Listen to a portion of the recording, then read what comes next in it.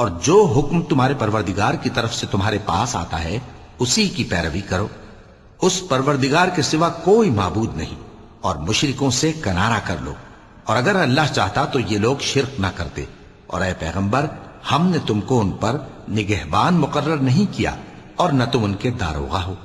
اور جن لوگوں کو یہ مشرک اللہ کے سوا پکارتے ہیں ان کو برا نہ کہنا کہ یہ بھی کہیں اللہ کو بے ادبی سے بے سمجھے برا نہ کہہ بیٹھیں۔ اس طرح ہم نے ہر ایک امت کے اعمال ان کی نظروں میں اچھے کر دکھائے ہیں،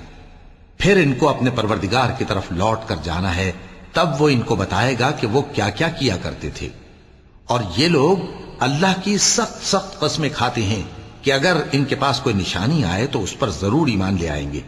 کہہ دو کہ نشانیاں تو سب اللہ ہی کے پاس ہیں، اور مومنوں تمہیں کیا معلوم ہے، یہ تو ایسے بدبخت ہیں کہ ان کے پاس نشانیاں آ بھی جائیں تب بھی ایمان نہ لائیں، اور ہم ان کے دلوں اور آنکھوں کو الٹ دیں گے، تو جیسے یہ اس قرآن پر پہلی دفعہ ایمان نہیں لائے ویسے پھر نہ لائیں گے، اور ہم ان کو چھوڑ دیں گے کہ اپنی سرکشی میں بہکتے رہیں۔